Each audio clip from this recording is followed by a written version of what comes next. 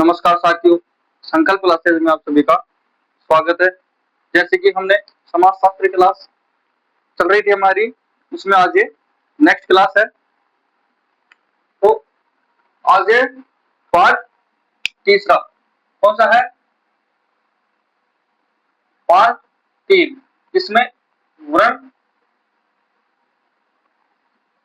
आश्रम, विवाह, साथी की अवधारणाओं से संबंधित है।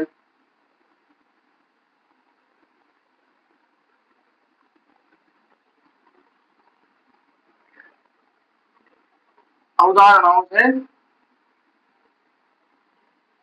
संबंधित, क्योंकि समाजशास्त्र में तीसरा पार्ट है जिसमें जाति, वर्ण, विवाह, परिवार से संबंधित जो अवधारणाएं हैं उनसे संबंधित आज ये क्लास है।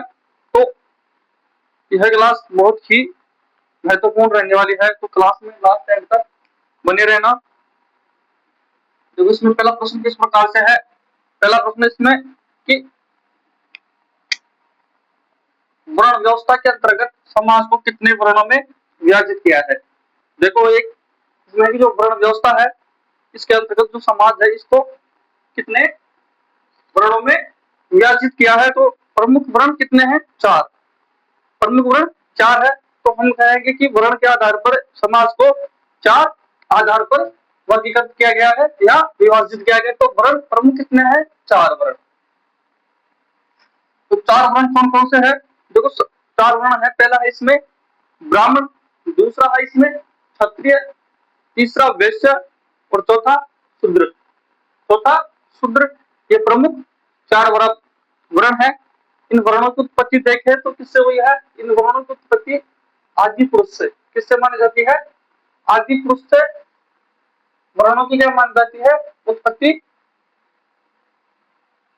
जो आदि पुरुष है यानी कि विश्व पुरुष, इससे इनकी क्या मानी जाती है? उत्पत्ति मानी जाती है। नेक्स्ट प्रश्न इसमें कि मनुष्य की 4 स्वाभाविक इच्छाएं कौन सी होती है?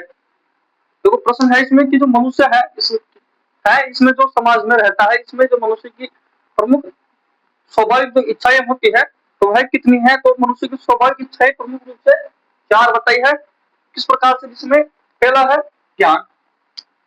ज्ञान, दूसरा इसकी रक्षा, फिर इसके बाद में आ जाता है जीविका और फिर सेवा करना। ज्ञान, रक्षा, जीविका व सेवा करना, यह मनुष्य की प्रमुख क्या होती है? 4 स्वाभाविक इच्छाएं होती है समाज में।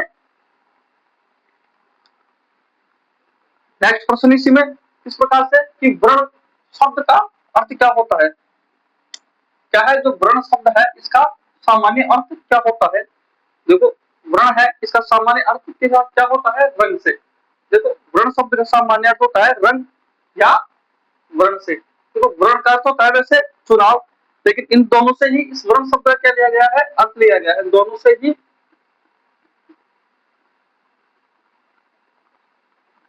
ही इनका क्या माना गया है? अर्थ माना गया है। देखो, वर्ण का अर्थ होता है चुनाव करना, लेकिन जो वर्ण है इनके आधार पर रंग व वर्ण के आधार पर क्या है? वर्ण का अर्थ माना गया है। इसी में देखो, नेक्स्ट प्रश्न एक समाजशास्त्री है कौन? डॉक्टर कैलाश शर्मा।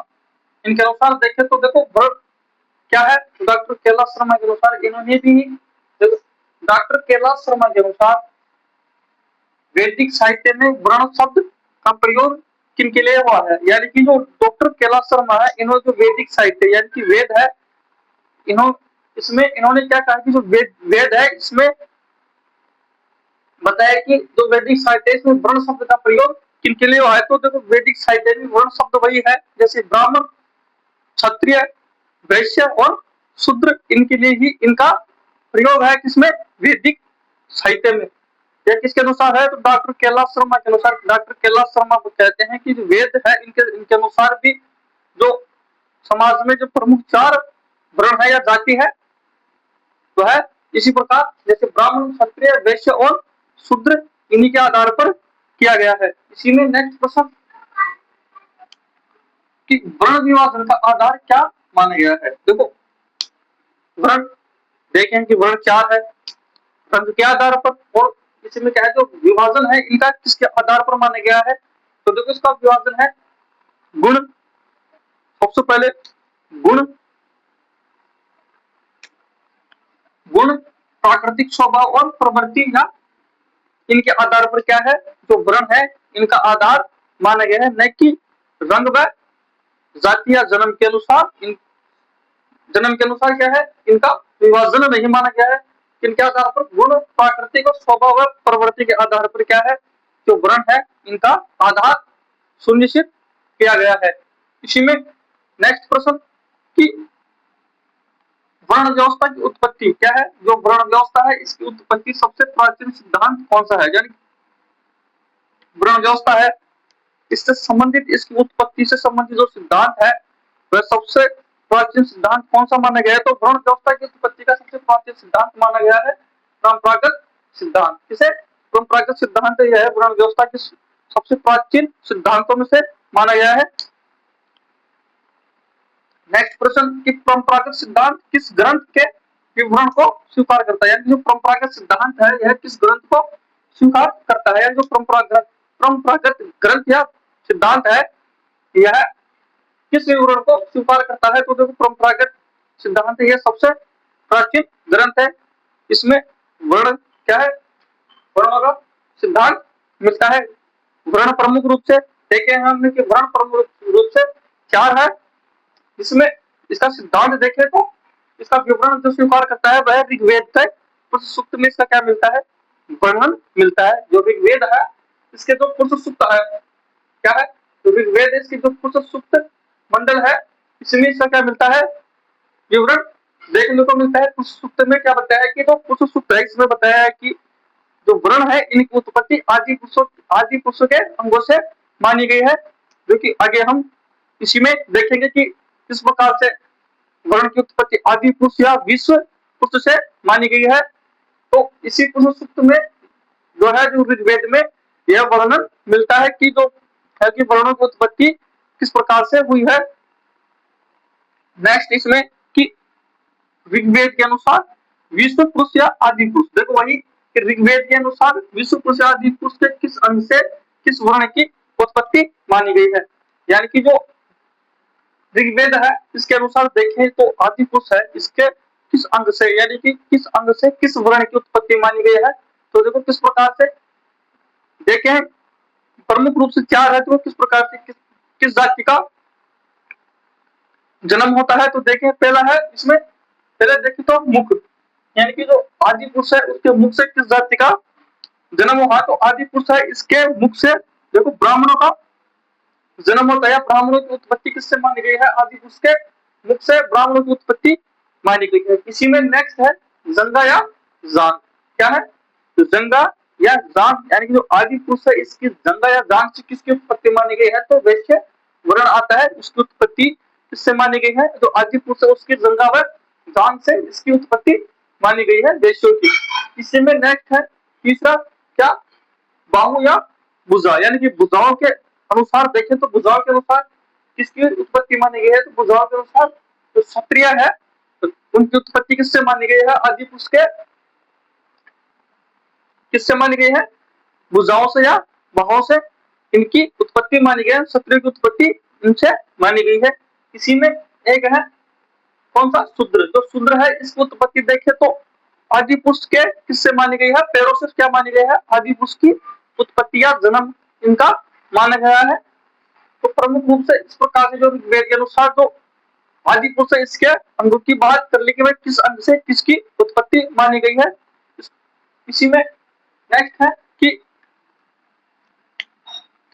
ब्राह्मणों का परम उद्देश्य या कर्तव्य क्या माना गया है। देखो वर्ण है इसमें पहली जाति है जो कि किससे, मुख से इसकी उत्पत्ति मानी गई है। जिसमें पहला है कि जो ब्राह्मण है इनका परम उद्देश्य या कर्तव्य क्या माना गया। तो देखो ब्राह्मणों का सबसे प्रमुख कर्तव्य है क्या करना है, ज्ञान या उपदेश देना ही ब्राह्मणों क्या है सबसे बड़ा कर्तव्य माना गया है। यानी कि लोगों को क्या करना है, ज्ञान प्रदान करना। तो ज्ञान प्रदान क्यों करना है कि जो आदि पुरुष है इसके मुझसे इसकी क्या मानी गई है, उत्पत्ति मानी गई है किसकी, ब्राह्मणों की। इसी में नेक्स्ट देखें तो ब्राह्मण है, इसके बाद में किस जाति की, क्षत्रिय की बात करें तो क्षत्रिय में भी देखें तो क्षत्रिय क्या होता है, क्षत्रियो का परम कर्तव्य इसमें क्या बताया, क्षत्रिय है इनका परम कर्तव्य है शक्ति के बल पर राज्य की रक्षा करना। यानी कि क्षत्रिय है, यानी कि शक्ति, यानी कि बहुत क्षत्रिय का जो उत्पत्ति है वह किनसे बताई है, भुजाओं से बताई है। तो भुजाओं का मतलब होता है ताकत से, यानी कि जो ताकत है वह है क्या है, क्षत्रिय। जो क्षत्रियो का होता है कि जो इनकी प्रजा होती है इनकी क्या करना है, इनकी बलपूर्वक क्या करना है, इनकी रक्षा करना बताया है। नेक्स्ट है इसमें वैश्य। देखो वैश्य वर्ण, वैश्य वर्ण का कार्य या क्या होता है, जो वैश्य वर्ण होता है व्यापार व वाणिज्य, यानी कि समाज के अस्तित्व के लिए, यानी कि जीवन जीने के लिए देखो वेश्याओं का भी होना आवश्यक है इसमें। तो वेश्याओं की क्या है, व्यापार और वाणिज्य, वाणिज्य के लिए क्या है, समाज के अस्तित्व के लिए इनका होना भी एक आवश्यक है। वेश्याओं का कार्य है व्यापार व वाणिज्य से संबंधित माना गया है। इसी में नेक्स्ट है शूद्र। देखो शूद्र है, शूद्र का कार्य क्या है, जो शूद्र का कार्य इसमें शरीर को गतिशील रखते हुए क्या करना है, कार्य या सेवा करना है। क्या करना है, शरीर को गतिशील रखते हुए इनका कार्य व सेवा करना। कार्य और सेवा किनकी, इसमें जैसे वैश्य, क्षत्रिय और ब्राह्मण है, इन तीनों जातियों की क्या करना है, जो शूद्र है इनकी क्या करता है, कार्य या इनसे इनकी क्या करता है, इनकी सेवा करने का कार्य किसे है, शूद्र को। इसी में देखो नेक्स्ट प्रश्न किस प्रकार से कि विश्व पुरुष, विश्व पुरुष या आदि पुरुष के वर्णों की सूची बताते समय क्या सुनिश्चित किया। देखो विश्व पुरुष है, इन्होंने जो वर्णों की सूची बताते हुए क्या सुनिश्चित किया है, तो देखो इसमें सुनिश्चित किया है यानी कि एक वर्णों को सर्वशक्तिमान नहीं बनाया है। यानी कि जो विश्व पुरुष है इन्होंने जो प्रमुख चार प्रमुख जाति है जैसे वर्ण है, इनको जो इनकी उत्पत्ति की थी उस समय इन्होंने सुनिश्चित किया कि किसी एक जाति को इन्होंने क्या, एक वर्ण को क्या नहीं किया, इसमें सर्वशक्तिमान नहीं बनाया, बल्कि सभी को क्या क्या किया है, एक दूसरे के विपरीत, यानी कि एक दूसरे के विपरीत बनाया है। यानी कि चारों को एक दूसरे से संबंधित बनाया है। जैसे ब्राह्मण है, यह क्षत्रिय सभी का उपदेश देने का ज्ञान व कार्य करेंगे, और जैसे क्षत्रिय है यह सभी जाति की क्या करेंगे, रक्षा करेंगे। और जैसे वैश्य, इन्होंने क्या है, व्यापार व वाणिज्य यानी इनको सभी को इनसे संबंधित कार्य दिया है। और जो शूद्र है इनको शूद्र के हिसाब से कार्य देने का कार्य किया, यानी कि एक दूसरे से कुछ कहीं ना कहीं इनका इनसे संबंध बना रहता है। इसी में नेक्स्ट है कि रंग का सिद्धांत किस ग्रंथ में मिलता है। यानी कि जो रंग है, देखो वर्ण है, इसमें जो रंग का सिद्धांत है यह किस ग्रंथ में मिलता है, तो रंग का सिद्धांत महाभारत में मिलता है। कहाँ मिलता है, महाभारत ग्रंथ है, इसमें रंग का क्या मिलता है, सिद्धांत मिलता है। जो महाभारत ग्रंथ है, ग्रंथ में जो रंग है इनके सिद्धांत मिलते हैं। देखो प्रमुख चार वर्ण है, इनके रंगों के आधार पर इनका क्या मिलता है, सिद्धांत मिलता है। देखो किस रंग से किस जाति का संबंध है, तो प्रमुख है इसमें देखें। जैसे नेक्स्ट इसमें क्या है, जो भृगु ऋषि ने भारद्वाज को वर्ण व्यवस्था की उत्पत्ति का कारण बताया। एक ऋषि और है कौन महाभारत में, भृगु ऋषि। कौन है, जो भृगु ऋषि है, इन्होंने जो भारद्वाज क्या है, राजा है, क्या भारद्वाज भारद्वाज है जो क्या है, एक राजा है, इनको जो प्रमुख चार वर्ण है इनकी उत्पत्ति का कारण बताया है। और इसी में जो महाभारत, इसी में क्या है, रंग के आधार पर वर्णों की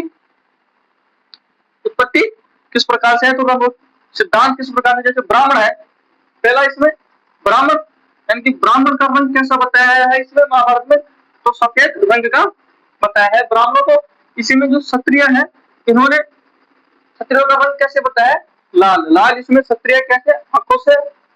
इसी में वैश्य है, वैश्यों का रंग बताया है इन्होंने पीला। क्या है, जो वैश्य है इनका रंग महाभारत में किस कलर रंग का बताया है, तो वैश्यों का रंग बताया है पीला रंग। इसी में जो शूद्र का रंग है, यह क्या है, शूद्र है वह क्या है, काला रंग का बताया है।